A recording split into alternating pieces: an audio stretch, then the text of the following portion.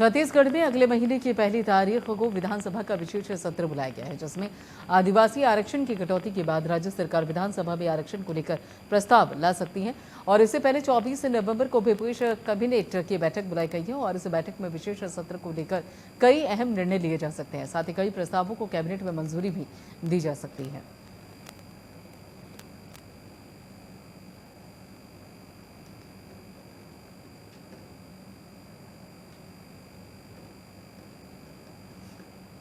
BJP के छत्तीसगढ़ प्रभारी ओम माथुर 2 दिवसीय प्रदेश दौरे पर हैं, जहां पर उन्होंने अपने नेताओं और कार्यकर्ताओं के साथ बैठक की। इस दौरान उन्होंने सीएम भूपेश बघेल पर तंज कसते हुए कहा कि मुख्यमंत्री अहमद पटेल बनने की कोशिश न करें। और बीजेपी ने इस बयान पर मुख्यमंत्री भूपेश बघेल ने पलटवार करते हुए कहा कि अहमद पटेल बनना आसान नहीं है। अहमद पटेल बड़ी शख्सियत थे और वे कई बार लोकसभा जीते भी, राज्यसभा में रहे। सोनिया जी के सचिव के रूप में बरसों तक देश की राजनीति में उनका दखल था और उनसे तुलना करना बेमानी है।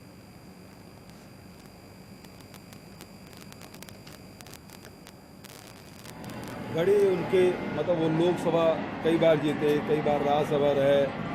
सोनिया जी के राष्ट्रीय मतलब उसके सचिव के रूप में वर्षों तक के देश की राजनीति में वो उनका बड़ा दखल था।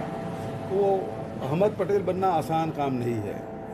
जिस प्रकार से अहमद पटेल जी ने सेवाएं दी पार्टी की, वो समान किसी व्यक्ति के बस की बात नहीं है। तो उसकी तुलना करना मैं समझता बेमानी है। ओम माथुर के लिए सोनिया और कांग्रेस हमारे लिए चुनौती नहीं वाले बयान को लेकर सीएम बघेल ने निशाना साधा। उन्होंने कहा कि माथुर कंफ्यूज हैं, रोज बयान बदल रहे हैं, क्या करना है क्या नहीं करना है समझ नहीं पा रहे हैं।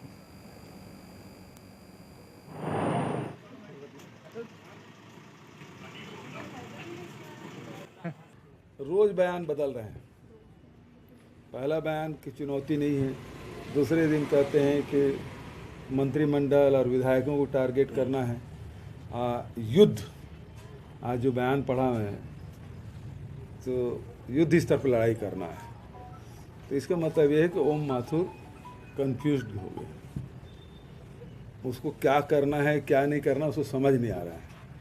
रही बात राहुल जी की, तो बहुत ये लोग दुष्प्रचार किए थे राहुल जी के बारे में, लेकिन 7 सितंबर से जब पद यात्रा किए हैं तब से लेके आज तक के जिस प्रकार से लोगों से मिल रहे हैं, चाहे वो बच्चे हों, बुज़ुर्ग हों, महिला हो, युवा हो, किसान हो, मजदूर हो, सबसे वो मुलाकात कर रहे हैं। जिस प्रकार से उनसे बातचीत हो रही है, तो उसके बाद ये जो व्हाट्सएप यूनिवर्सिटी है ना, वो सख्ते में है कि बोलें क्या, और बोलते भी हैं तो उल्टा मुंह के खा रहे हैं।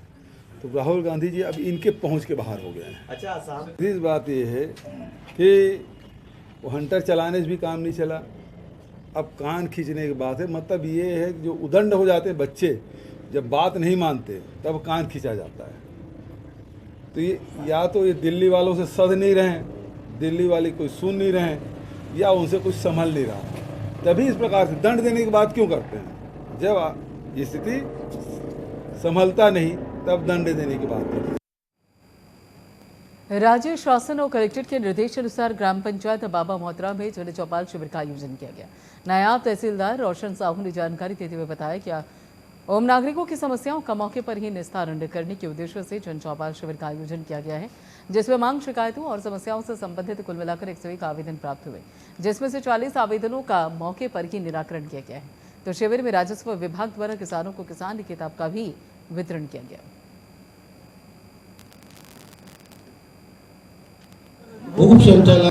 जी, आज जैसा कि राज्य शासन और आदरणीय कलेक्टर साहब के निर्देशानुसार अनुभागीय स्तरीय जन चौपाल का आयोजन बाबा मोहतरा में किया गया है और अब तक हमको 101 आवेदन प्राप्त हुए हैं, जिनमें जो आवेदन स्थान पर निराकरण करने योग्य थे उनका तुरंत निराकरण कर दिया गया है, तथा शेष आवेदन जैसे कुछ राजस्व मामलों के आवेदन हैं जो न्यायालयीन प्रक्रिया के हैं, उनको न्यायालयीन प्रक्रिया में ले लिया गया है। कितनी समस्याओं का मौके पर निराकरण किया गया? लगभग 40 से 45 समस्याओं का मौके पर निराकरण किया गया है, जो मौके पर निराकरण करने लायक थे।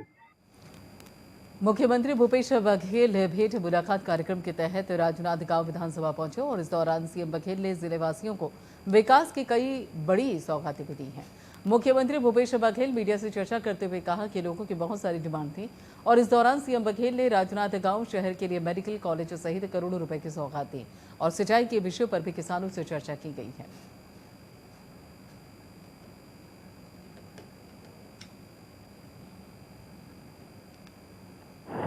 राजनांदगांव विधानसभा के भेंट मुलाकात कार्यक्रम हुई और जिसमें 2 जगह सुर्गी और सुकुल देहान 2 जगह कार्यक्रम हुए और समाज के लोगों से मुलाकात हुई।